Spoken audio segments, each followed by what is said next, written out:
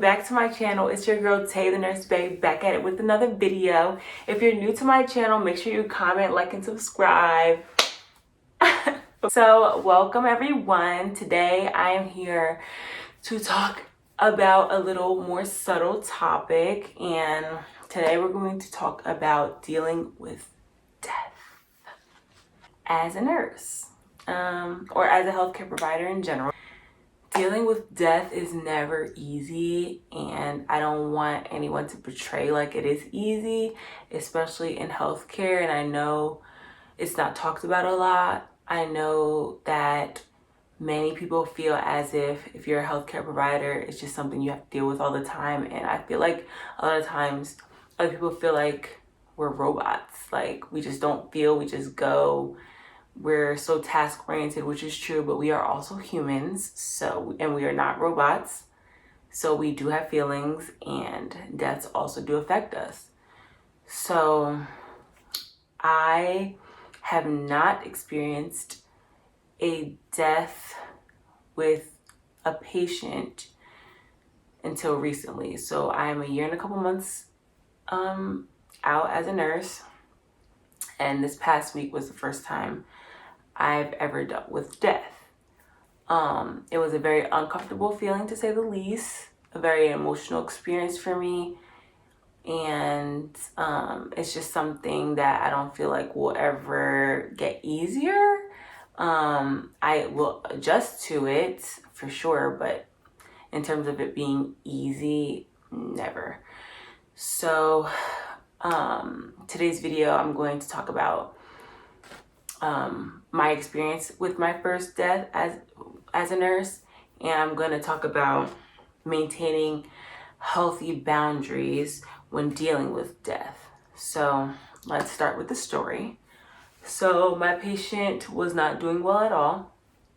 They were on high flow oxygen. Oh, look at that hair sticking up. They were on high flow oxygen, and their pulse ox was in the 70s. And the doctor had already told me that this patient's not doing well, but they still had a code status. They were A&D without, which basically means DNR, do not resuscitate. But that doesn't mean that we just stop caring for them. We have to do everything we would for a patient who's full code. And if we don't see progress happening, or the doctor doesn't feel like, there's anything left that we can do for this patient, I was very unsure why their code status wasn't changed to just comfort measures. And it comes to find out it was like the family's preference that they still wanted to keep trying and doing stuff. Make a long story short, eventually the family realized and saw that this patient was suffering, and they wanted to put him on CMO. And so even throughout this time, I've never had a CMO patient. And I think this was on God's timing, because Lord knows I was not ready. I wasn't ready previously. That was one of the things that I talked about in nursing school. Like, I'm going to be a nurse, I'm going to have to face death. And I don't know how I'm going to do that, because it's just not, it's nobody's thing, obviously, but people deal with it differently. And some people deal with it better than others.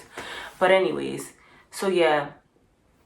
Eventually we wind up putting him on CMO, and that means, you start the morphine pump and give them a couple boluses to make them feel more comfortable. And then you take off, you stop their medications, you take off the oxygen. High flow oxygen, they can have a nasal cannula so that it's, more comfortable, but no extensive care. And so the family was there and everything like that when we took everything off of them, and within maybe an hour or two, that patient passed away. And it's not the first time that I've done post-mortem care, but it was the first time for with my patient. And earlier that day, the patient was communicating with me, so it was a interesting transition, because you can the stages of death, leading up to death, sometimes patients have a burst of energy where they're talking, And it seems as if they're not going to pass now. They're doing better, and a lot of families get confused. But that's part of the death process. And so that's what happened with this patient. And yeah, eventually they wound up passing. So after the family, said their goodbyes, and it was a very emotional experience. Me as a nurse, it was important for me to not get consumed with my own feelings, and to be there for the patient. Even though he has passed, I still have to care for him, and prepare him for his transition, as well as be there for the family and whatever assistance they're gonna need. So that's my job, which was a challenge for me for the first time, because I wasn't sure what to say. When someone passes, I mean, everyone says, yeah, I'm so sorry for your loss and everything like that, but nothing you can do will bring that pain away from them. There's nothing you can do to bring that family member back for them. And so I pretty much, said, I'm here. Like, let me know if you guys need anything. I gave them time alone in the room after we had called the time of death and everything like that. And yeah, after that, I assisted the family and gave them everything that they needed and everything like that, and made sure they were okay. They took the patient's belongings and everything like that. Then it's time for me to do postmortem care. And so usually you have another nurse in there with you to help you out. Oh my God, this hair will not stay down. Another nurse, I asked another nurse to help me do it, especially for my first time. And plus you have to witness a couple things, the body and everything like that. So obviously there's also a lot of paperwork that goes into a death. But anyways, depending on if they're gonna have an autopsy done or not, you have to leave certain things in place when you're cleaning the body. So you just have to be careful with that. But anyways, normal circumstances, a lot of people don't get autopsies, especially if they're of older age. So this specific patient didn't need an autopsy. So I took everything off and everything like that. And it was just a very quiet and unexplainable feeling, just cleaning up a dead body. Like, you're washing them up, you're caring for them just as if they were alive. You give them their one last wash and everything like that, and then eventually you have to zip them up into the body bag and transport them down to the morgue, and you have to stay by this patient's side the whole time. And you just know the last time once you zip that body bag, like, and tie it up and stuff, like, that's it. Like, that's it. So it was a learning experience. It's definitely making me a stronger person. And it is very, very, very important to maintain healthy boundaries when dealing with patient deaths. And my first tip regarding that is to practice silence. And I think silence for a lot of people is very uncomfortable.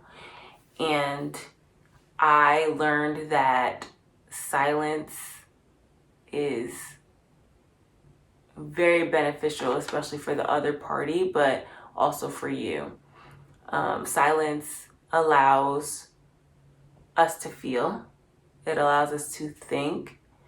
It allows us to pray. It allows us to do whatever we need to do. If we feel like we want to open up or whatever, silence gives us that opportunity to just take a step back and just feel. So practice silence. I definitely practiced silence that day in the room with the family, and you say your ones and twos, but don't overdo it, and just give them their time, and stand in silence with them and make them feel comfortable and that you're there for them. So practice silence. My second tip is to convey empathy, not sympathy, empathy. And always allow them to feel like they can share their feelings. And a lot of times they'll talk about what their family member or friend, whatever, like their past and their memories and all that stuff, and allow them to be able to express that to you and get interested and listen to them and, you know, encourage them. So, and that makes them feel good. And it helps the pain, you know what I mean? So give them that time. And then lastly, as a healthcare provider, I feel like this is the most important tip, is we're always giving to other people, and we have to consider our own thoughts and feelings, especially at a time of death. And yes, you may be a professional, but you are a human being and you have feelings, and it is okay to feel hurt that your patient died. It's your patient. You've been caring for them. Sometimes it's over a couple days, not even just that one day. You have conversations with them. You're personal with them. So yes, it is okay to feel hurt. It's okay to feel sad. And if you need to seek professional help, do so. But it's very important to acknowledge how you feel. And if you have to, you know, after, you know, you step away from the family and everyone else, if you need a couple minutes for yourself to get yourself together and gather yourself and center yourself, do so. And I know, especially on my floor, it's super crazy, it's super busy. Half of the time you don't even have time to pee.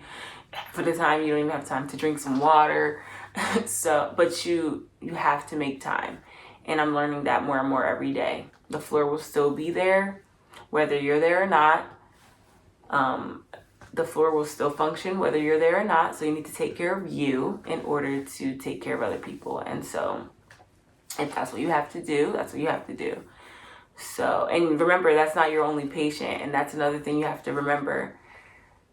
Yes, feel, but you got to keep going. And that's hard, especially when you have 6 patients and your one patient dies, but you have 5 other people to care for. And half the time it's not easy. No, it's never easy. What am I talking about? It's never easy. So yes, pray for our healthcare providers out there, because this topic is not really talked about often. And I'm praying my strength in the Lord. I'm praying your strength in the Lord. And that's it. So if you have any questions, hit me up. And that's it, guys. Have a good one.